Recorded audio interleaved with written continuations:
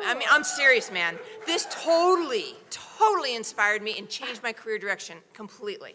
This is fantastic. This is where it's at. So you guys are like on top of it, great? So given that, Nicole Baker-Rosa is the head of human design at Kedge, a global strategic design, foresight, creativity, and innovation firm based in Orlando, Florida, that rocks. Nicole is often referred to as a chameleon because she can blend with almost any group of people. In her inner social scientist that's always ready to embark on the ethnographic journey. She's an experienced speaker and curriculum developer, partnering with a variety of industries and fields. One of the program areas she coordinated was preparing HR professionals for SHRM certification. She's a published author in journals discussing topics such as generational perceptions in the workplace and organizational communication rules. Nicole has helped individuals around the world discover how they can prepare for and create their personal and organizational futures. Time to sense, mesh, and transform. I give you Nicole Baker-Rosa. Thank you. That's a lot of pressure to live up to. Oh my goodness. We just love CJ. We met her last year, and now we've gotten to know her husband and her children. She cannot leave us now. We're a part of each other, right? Thank you for joining me today. How many of you attended Harry Potter Land last night? Woohoo! How's the energy today? Because, okay, my responsibility is to teach you some new things, but I need the energy. Can we do that? Yeah? Okay. All right. So we're going to talk about this new environment we're in. And what I love about this group is there's no convincing all of you of this new environment. We live it and breathe it every day. So we'll go real high level into that. Then we're going to talk about really this idea of reframing wicked problems into wicked opportunities and really empowering our leaders just inside of our entire organization to build a skill set of sense, mesh, and transform, okay? We're going to have some fun too. How does that sound? Yay! All right? Okay, so we'll skip the about. All right, so stand up for me, please. And if you are not by a neighbor, please join somebody. And I would like you to, you're already having fun. Wait, just one moment for me. I would like you to introduce yourselves, and then I want you to talk about what major constraints are you facing inside and outside of your life and your organization? Whatever you feel you would like to discuss. Go. Okay, let me bring us back. Attention up here, please.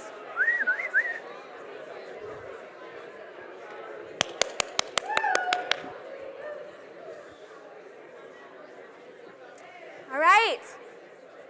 There's nothing like introducing yourself and complaining to one another. Excellent job. All right. Now, next question. I have a magic wand. I've removed all of those constraints and all of those barriers. If all of that was removed and you could direct what was done, what would you do? Tell your neighbor. Okay, everybody. You will have more time to meet your neighbors in a little bit. But it's interesting, right? When we're asked about our constraints, we easily can speak about those. It's almost, you have to charge yourself to hold back. Don't tell them everything because we have so many constraints. You guys did really well when I asked you about the magic wand and removing the barriers. I know it's because of the type of group you are. But oftentimes, we'll ask these two simple questions inside of an organization or to our trainees, and they're paralyzed by it. It's like, how do I even know how to talk about an environment in which I had no barriers? These are important because the future is not about the future. The future is actually about today. And the way that we think about the future directly impacts the decisions and the actions we're taking in the present. And because of this environment we're in, we're leading from this lens of constraint and what we're bogged down by. But imagine if we could suspend disbelief and release ourselves and lead and plan and map and build our leaders up through an aspirational lens. So that's what we're going to look a little bit at more today. But those are great questions to talk about with your team. And, at our office, we too, get bogged down by everything. But we'll say, all right, but if we could really direct what was done, what would we do? And oftentimes we find that we can overcome a lot of the challenges that we believe that we have that are constraining us. All right, we have a beautiful picture here. What year do you think this was taken? You guys are good. Some people are like, 1950. No, my friends, I could go out into Orlando and I could take many pictures of this, right? We love to use this picture because it really represents that our present systems and tools and mindsets are really from a previous era. They're becoming industrial age relics. They served us many great things, worked for 100 years, but they're beginning to fail us. But a lot of times this is our comfort zone, so we stay in the space of the industrial age, right? Everyone knows Laura Ingalls, Little House on the Prairie. Own it, it's okay. All right, what if we were to take Laura Ingalls from the prairie days and we were to put her in a time travel machine and drop her off at Harry Potter World last night? What would she do? She'd freak out. What is this place? And on top of it, wizards and math. What is this, right? But what if we took her to a 5th grade classroom? She'd be able to recognize the environment, right? Okay, there might be a smart board now, but there's still seats, and we learn kind of in the same manner, right? Yet we're in this completely new environment. So it's a great example of how do we expect that to work at a completely new age, right? You all know VUCA, so we're just going to talk about it high level. But please remember that most audiences do not know VUCA. I'm starting to see a couple more hands in the room when I'm with a different group, but this is powerful, and it really creates that narrative in an easy manner of what we're experiencing. So as you know, VUCA was coined really to describe the turmoil that was experienced in Afghanistan, and then business leaders started to pick up on this acronym, volatile, uncertain, complex, and ambiguous. That sounds like every day at the office, everything that I experience. This explains it. At a high level, volatility, we're experiencing an accelerating pace of change like never before. What I want you to take away from volatility is we're not just seeing this in technology. It's happening in all realms, especially in the social space. We're seeing, decreased fertility rates and aging populations like we've never seen before. So when you just have these discussions about volatility, remember that it's in all realms, not just technology, which is easy to touch and feel and actually see. Uncertainty. Imagine you have a die and you go to roll the die. Uncertainty is not knowing if you'll land on a 1, 2, 3, 4, 5, 6, right?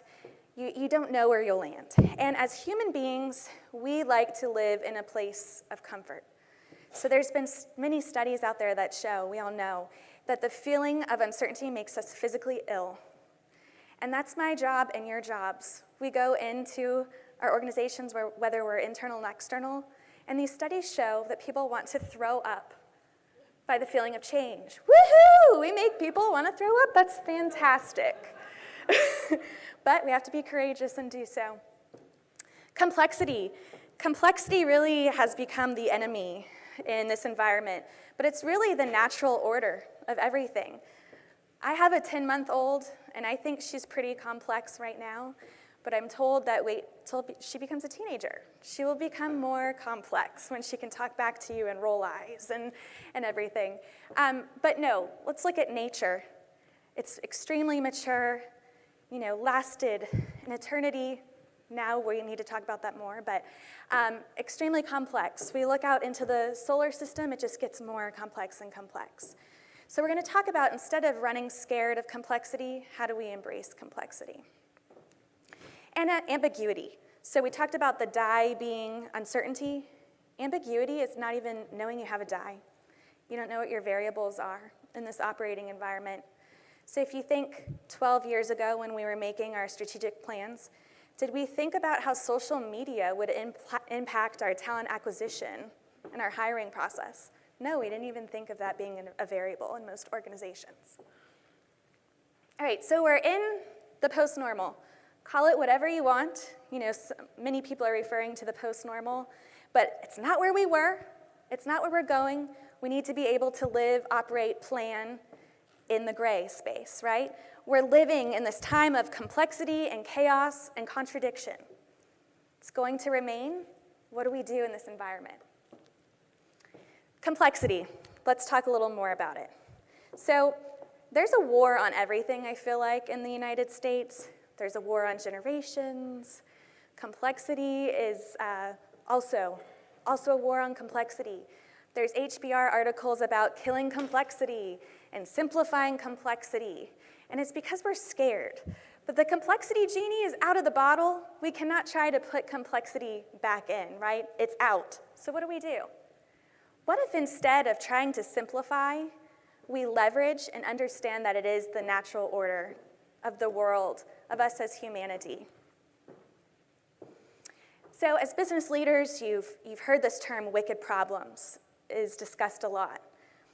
But what happens is when we look at issues as wicked problems, we try to find that simple solution to a very complex issue, right? And we go to solve that, and we have this ripple effect.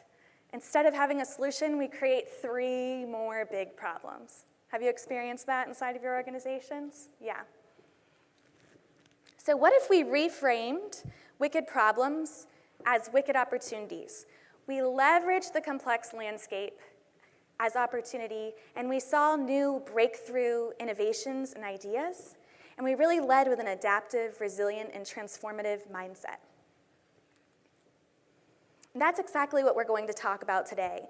This is how you identify those breakthroughs through the lens of wicked opportunities. Okay, so we won't spend a ton of time really talking about the discipline of foresight, but I want you to understand that what I'm talking about today and my research is fueled by the idea of foresight. So what is that? Foresight gives you a framework to really leverage that VUCA environment, to be able to identify those wicked opportunities. And I might say a bad word for some of you, but strategic foresight is a combination of quantitative and qualitative. Yes, we have to use qualitative. In this formula here, you'll see research plus creativity plus data plus intuition is all about foresight. If we were just using metrics, quantitative metrics, we'd all have the answers right now. We have so much data at our fingertips. But, bold statement, data is the past and the present at best. We have to combine those quantitative and qualitative insights to really begin to map the future. And that's what foresight's about. Leveraging that VUCA environment, but really mining the external environment. So we understand in society, technology, the economy, the environment, and policy, what does the combination of all those insights look like, and how will that impact our industry and our organization, no matter what our industry or organization is? So oftentimes, the pop word for what we do is called futurist. And we're reluctant to use that because we get this question, and I've even heard it here already. Where's your crystal ball?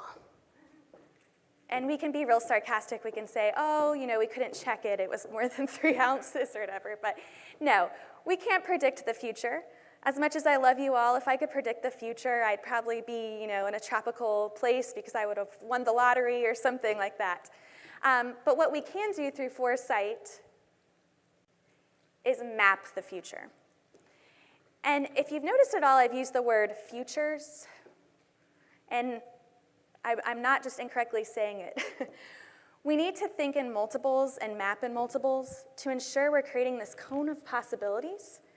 Because what happens when we do traditional forecasting and planning methods, we create an official future, only one future, and we know that that's not right. So it's creating that cone of possibilities, again, the quantitative and the qualitative. So what do we need? We need to equip our leaders, whether it's inside of our change units or just in general. We believe that this should be a philosophy. Yes, it's a discipline, but it should really be the operating system, empowering all of our leaders inside of our organizations to think and act long-term, to connect dots, to be curious, courageous, diverse leaders. And what we're going to talk about is the 3 mindsets to create the future. for change management professionals: sense, mesh, and transform. So starting with sense. This is all about transcending trends and picking up on patterns. Now, I want to exhibit this by a couple of ideas here. How many are familiar with Ken Olsen? All right, a few hands. So he was the founder of the Digital Equipment Corporation. What did they do? Anybody? Mini computers called VAX 11780s. Yes, but describe for people who are not familiar, what type of computer? Smaller than IBM computers, bigger than PC. Mainframes, right? Originally. Mini computers, not sort of the same. Yeah. So, interestingly, he was invited to speak at the World Future Society. Yes, there is such a thing. Futurists come together, and it's very entertaining if you ever have a chance to go. It still exists. But he came together, and he was the main speaker.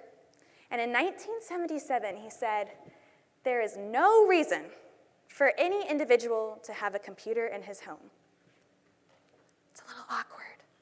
He was speaking at a futurist conference, right? And he couldn't see this coming. But Ken, myself, all of you, we suffer from what's known as educated incapacity, knowing so much about what you know that you're the last to see things are changing.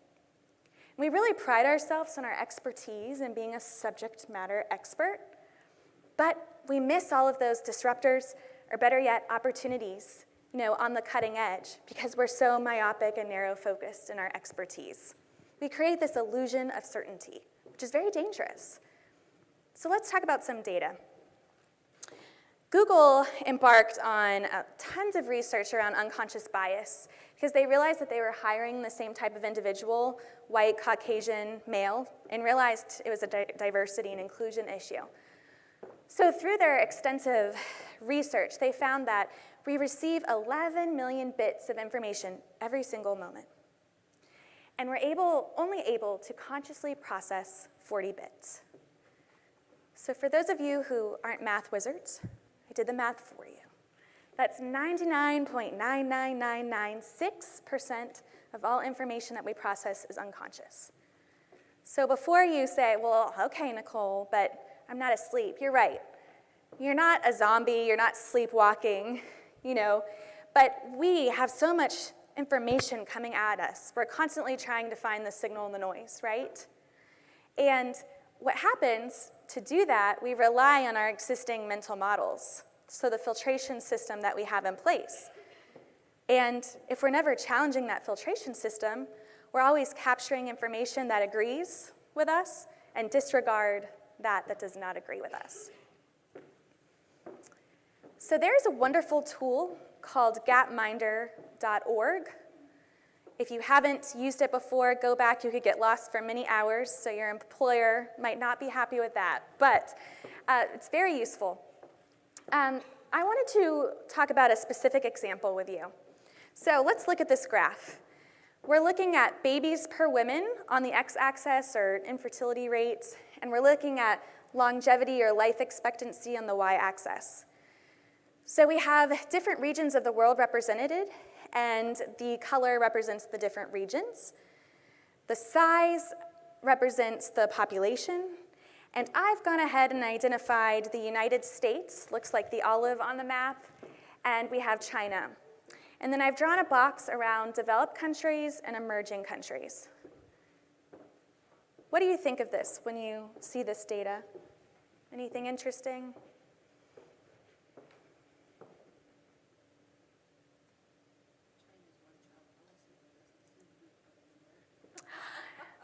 CJ's been through this once or twice. So say it louder, CJ. China's one-child policy, this had to have been done before the one-child policy because it shows 5 babies.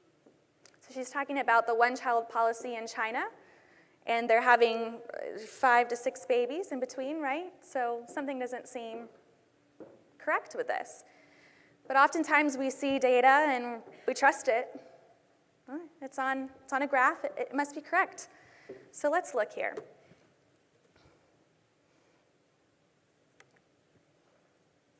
What year, oh, it's not showing.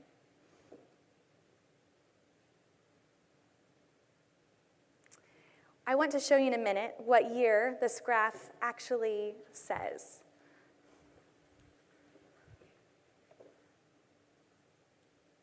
The anticipation. Do you have any guesses? All right. Very good. 1950. All right, so what I want to do here is play the world for us. And this is something you can do in this tool with all different sets of data. And Hans Rosling was the creator of this tool, and he's so dynamic. He plays different worlds, and he tells you, famine, what's happening in the world. It's very entertaining. All right, so let's see. It's bouncing around. We do experience conflict. We're getting closer and closer to the current year. 2018, what do we see? I hear lots of whispers. Somebody tell me.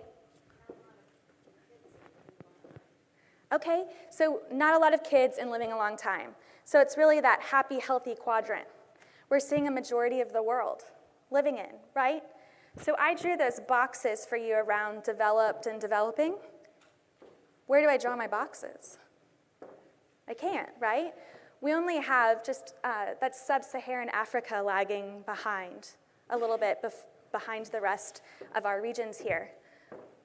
So it's harder to find the lines between not only developed and developing, but things like digital and physical, and gender and identity. We're seeing this in all types of spaces. So if we go back to our presentation here,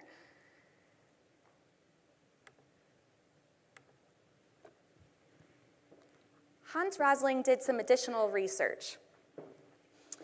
He researched populations across the globe, and this specific example shows he wanted to know what the Swedish population here thought of literacy rates across the world, all right? So the interesting part is not that people got the information wrong. Only 4% here got the correct answer, which was actually 80% of 20-year-olds in Tanzania are literate. The interesting part is that the answer that they selected was the correct answer from 25 years ago. So a majority of people across the globe are filtering information about globalization through a mindset that might be outdated, not just outdated, but from 25 years ago. That's pretty intense, right? So we do that with all types of information that we're exposed to. And what foresight allows us to do is, instead of looking just through the keyhole of the present, so if I was to look through the keyhole of the present, I just see a couple of people here in this session. All right? I'm missing all of the individuals that are here joining us. All right? I'm bogged down again by those constraints, who my stakeholders are today, issues that I have in my organization. But using a foresight methodology and mindset allows me to put myself in the place of the future and just see a landscape of opportunity and be able to mine that and what ebb and flow into the direction that I want to, and realize that I can pull many of those opportunities to the present. So what I want you to do is you've received a trend card here. So what I've already done is exposed you to some information, okay? I've done the research for you. You all should have a different one, but you'll see that there's a category on the right-hand side that kind of tells you if it's more social or commerce or what it falls into. At the top, you'll see the name of the actual trend. On the front, you'll see a description of that trend. And then on the back, you have a couple of examples of how it's manifesting. So one might be more present example, and one might be more provocative, okay? So I want you to take a couple of minutes to familiarize yourself with your own trend. And I encourage you and I challenge you to look beyond the data. If you read this and think it is ridiculous, ask yourself why you think it's ridiculous. Would you have been open to this information, or would you have just disregarded it? Okay? So take a couple of minutes and familiarize yourself. Hint, you will need to describe it in a couple of minutes to your peers in the room. Catching. Yes, yes.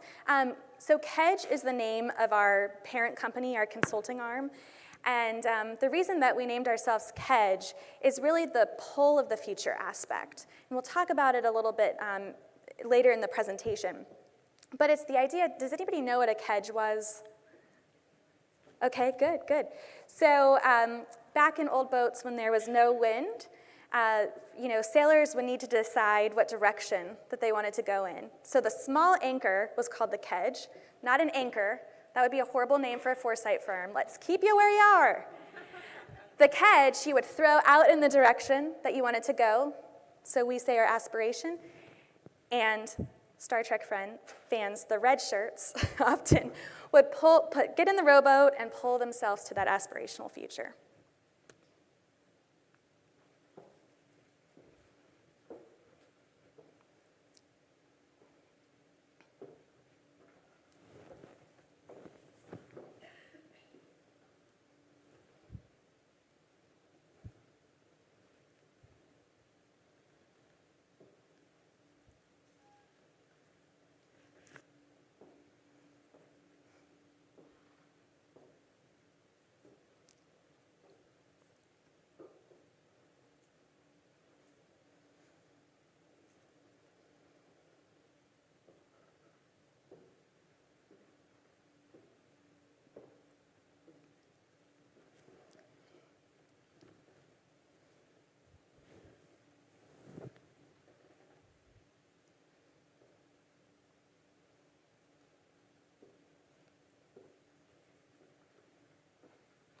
We'll take about one more minute.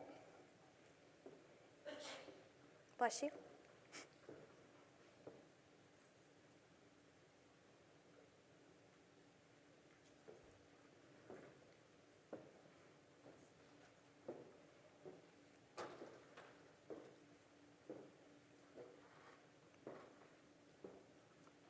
So I'm hoping that you're picking up on items like value shifts, when you're really reading below the surface of the trend.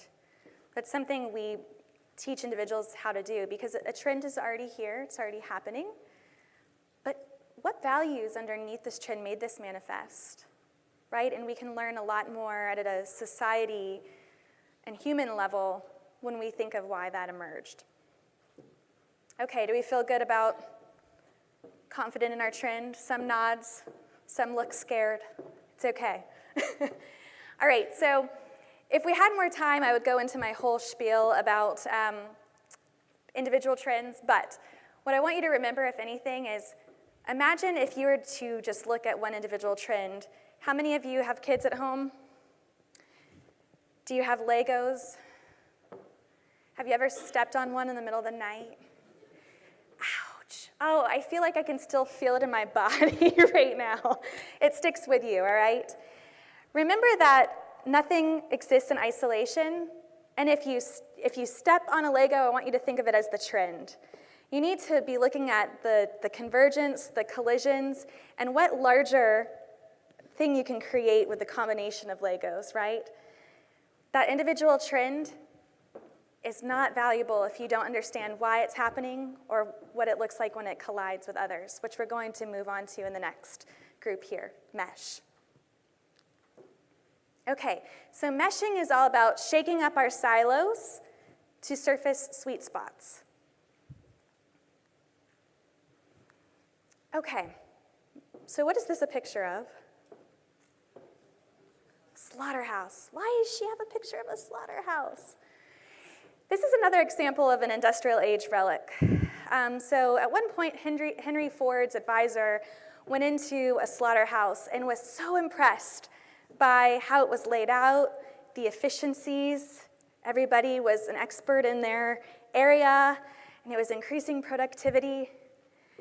And at one time, that was fantastic. I mean, this is also how we saw our organizational charts emerge. You know, in our different organizations, we hang those proudly of the hierarchy. But again, this is becoming an industrial age relic. And the unintended consequence of the efficiency and the productivity at one time is now siloing, right? So we can experience that in all parts of society We stay in our area, we're very comfortable there, again in our expertise, and we fail oftentimes to collaborate with others that are not like our area. All right? But when we mesh those previously siloed areas, you can begin to emerge those sweet spots, like in the Venn diagram here. For example, we're seeing many universities move into this idea of transdisciplinarity.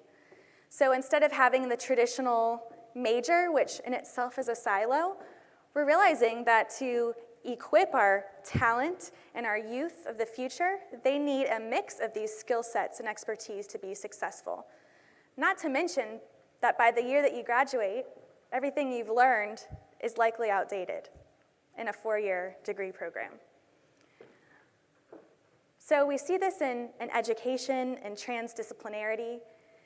Other places we see this, and a good example is of the mesh network. So many of you have heard of Hyperloop technology.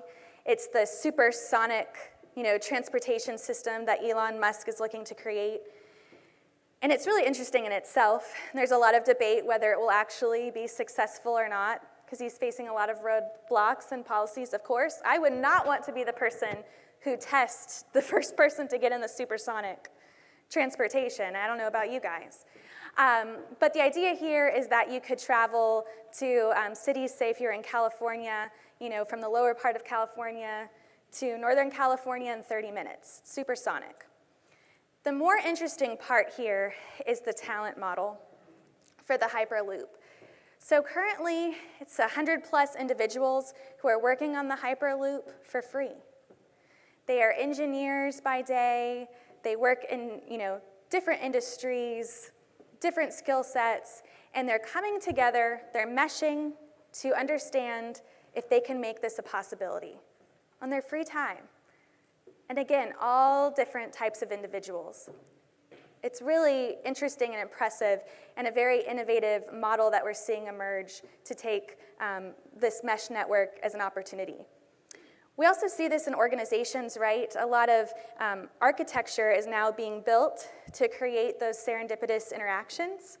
So, people are studying, how do I get somebody from, IT and somebody from human resources to come together, maybe in a snack space or, something of the sort, so they can have conversations that they would never have the opportunity to have before. All right, back to you. So the trend card that you just read about, I want you to quickly debrief your neighbor on your trend card and just make sure that the person next to you doesn't have the same exact card as you. I think we did a good job of ensuring that didn't happen. Nope? Oh, I heard a nope. Uh-oh, okay. If we can mix up just a bit, yeah. So tell your neighbor about your card quickly.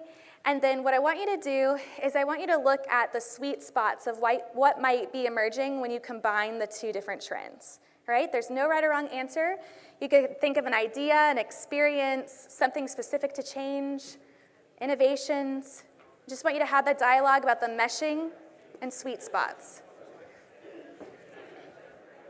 Okay, so at the moment, we have time maybe to hear from one pair. Is anybody courageous enough to share what their trends were and what ideas they spoke about?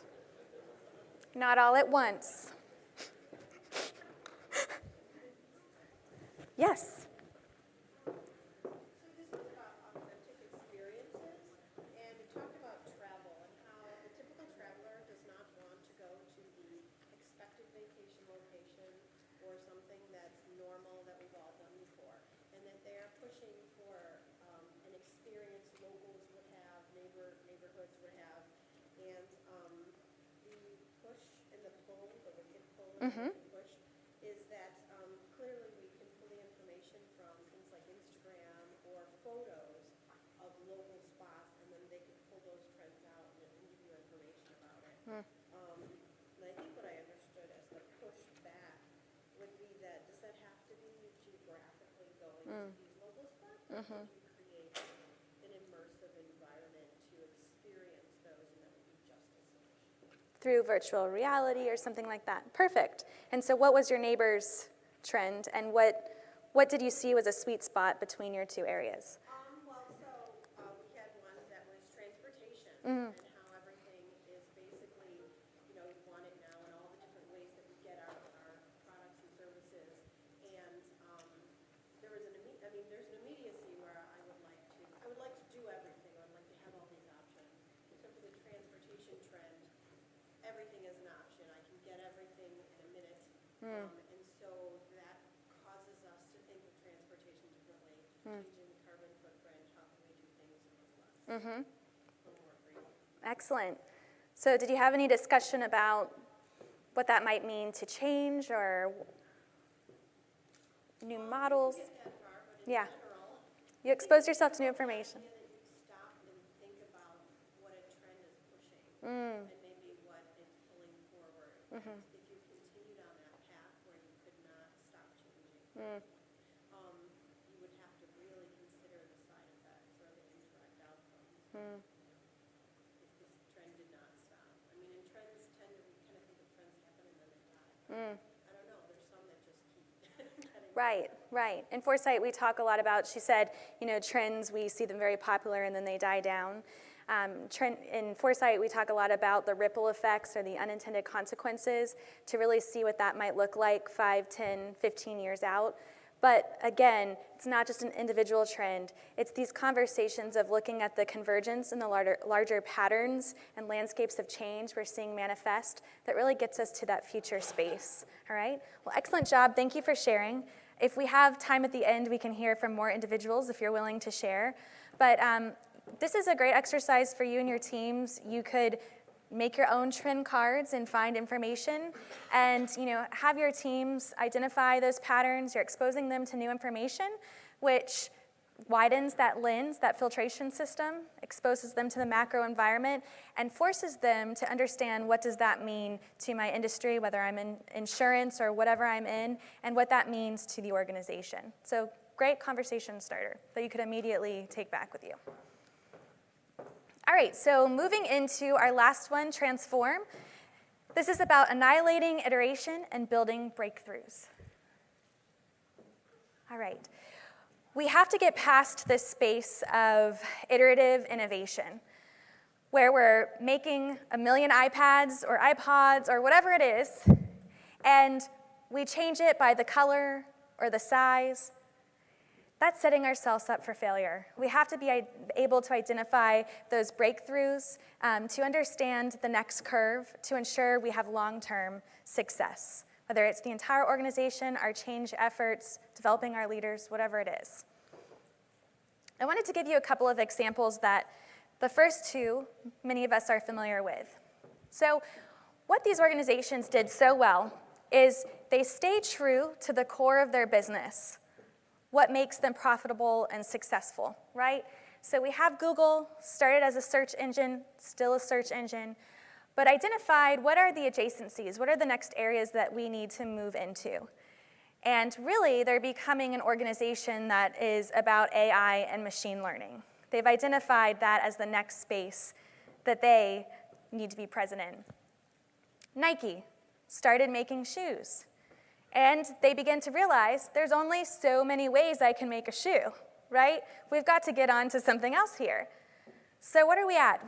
They moved into kind of this quantified self space for a bit, you know, tracking performance, and they realized that when somebody's wearing our apparel or anything from Nike, we make everybody feel like an athlete, no matter who you are. So they're really moving to this space of human performance, okay?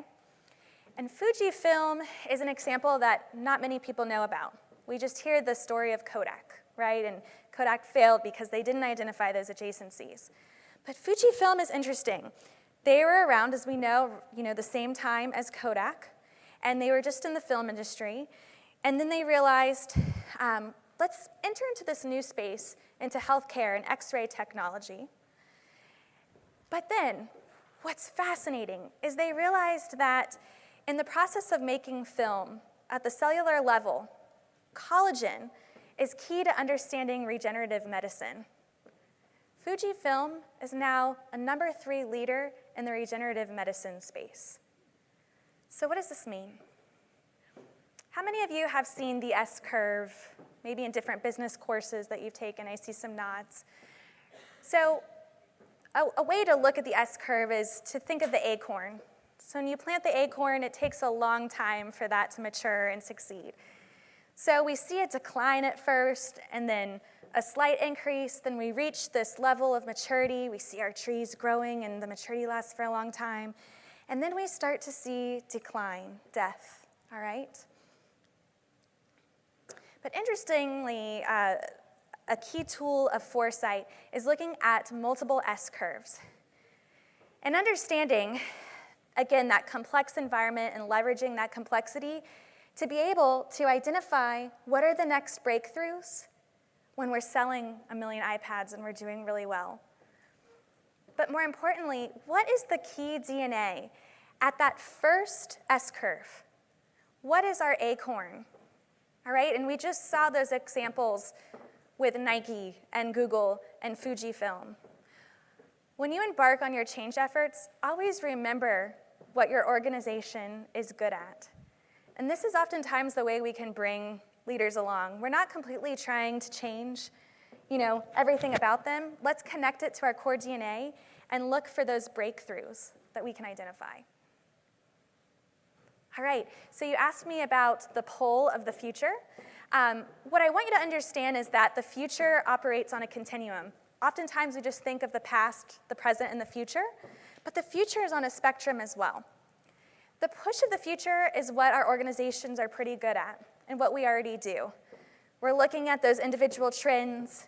We're hearing somebody speak on the future of work and how automation will take our jobs, and we're usually paralyzed and scared and take no action.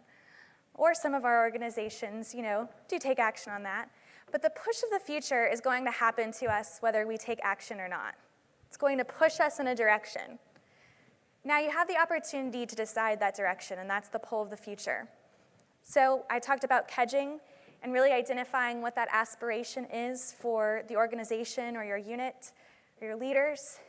And you can pull yourself to that transformation or that aspiration by remembering that core DNA. And oftentimes, remember, the future isn't about the future's about today. It's about being able to connect that back to the present and understanding that I might have been mapping futures that were 2035, but I can make that happen much sooner than I originally planned. I can pull that future to the present, and that's really how I have the competitive advantage in identifying those adjacencies, those transformations. So we talked about a lot. We talked about the changing environment, the 3 mindsets, but a couple of things you can immediately do. Again, ask those questions, with your team, the first 2 questions we discussed. You could build your own trend cards. But I want you just at a basic level, when you're exposed to information, ask yourself why. Why do you think something's ridiculous? Why would you have maybe disregarded this previously? How many of you are on Twitter? Okay, a few hands. Twitter's actually an excellent tool. It can be an aggregator of information. I saw the face, I know. It depends on who you follow. Some people are talking about the lunch that they just ate, but actually this is a great way to follow many different news sources, all right? And then you just look at your feed, and the information's coming to you. So I challenge you, if you don't have Twitter, join Twitter. And secondly, I want you to follow 5 resources that you think have nothing to do with your industry. Follow an anthropologist. What the heck could an anthropologist have to do with my work? And I want you to force yourself to make those connections and have those conversations. All right? Think in multiples. Try not to just create that linear future. You can think of multiples by doing an exercise like this with the trend cards. And pull yourself to the future. Try to challenge yourself not to operate from that lens of fear and just the present and the trends pushing you in a direction. Identify what those aspirations are and connect that to the core DNA and see how you can map yourself to get there. All right? What questions do you have for me?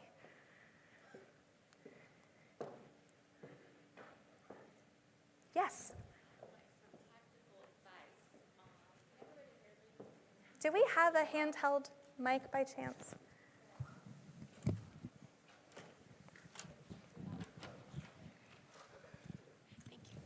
So I work for a financial services company, and our unique value proposition seems to be just be steady and stable and, have a great balance sheet. And our competitors are on the plane heading towards the future, and we're just starting to talk about innovation, for example. Yep. And it's a mess because we don't know how to do that. We're not structured to do that.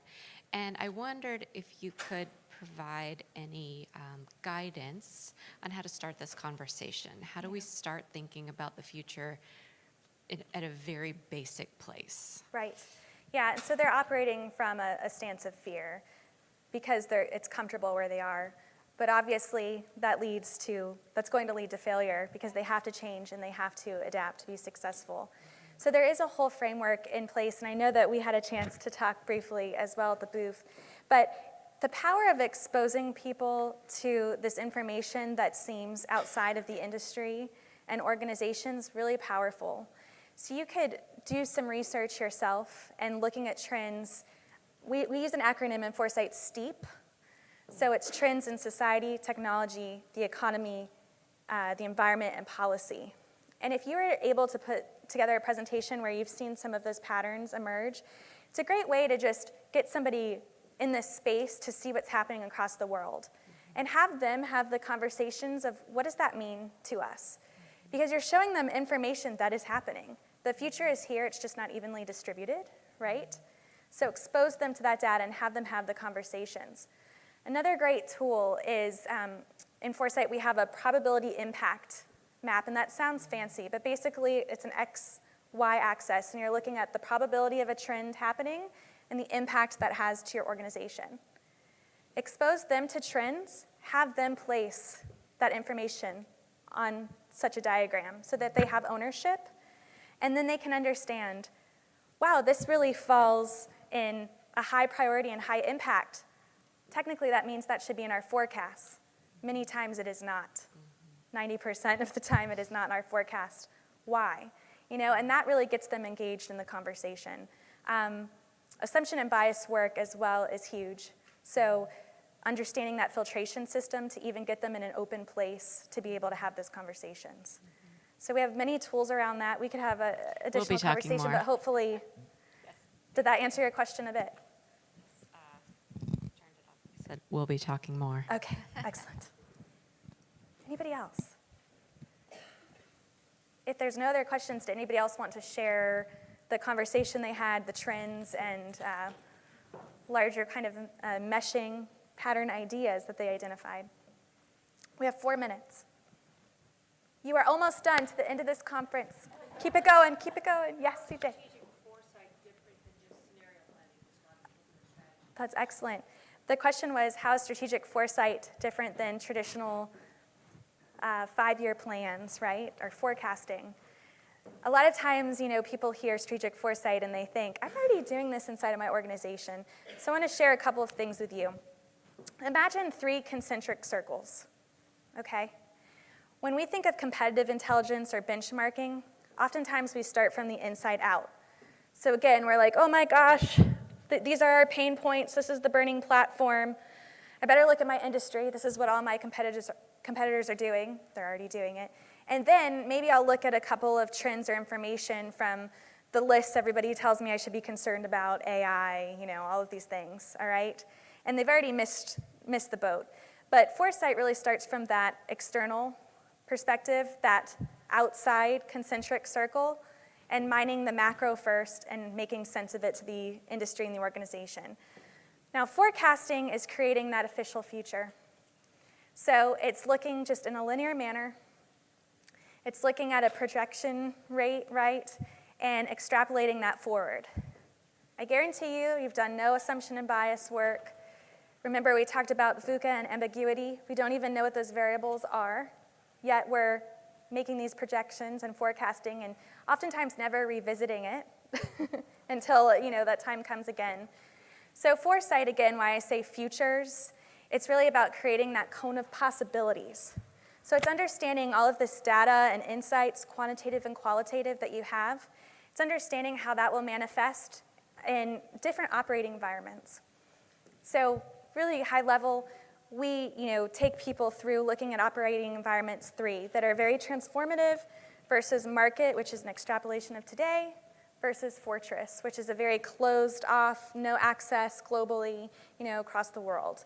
And when I can look at how that information manifests in all of those different operating environments, I know that not one of those futures will be certain, but I've created the cone of possibilities where I can pressure test today's strategies and ideas and mindsets to ensure that they will be successful in those worlds.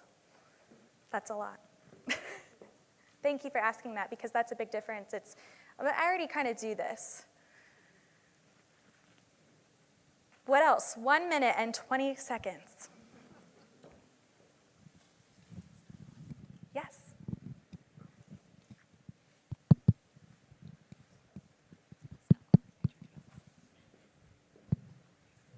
I just wanted to compliment you. Your presentation was very well put together. Your Thank slides you. were great. Thank Thank you very much for a solid presentation. Thank you very much. I appreciate that. Thank you for your participation and engagement, even at the 11th hour here.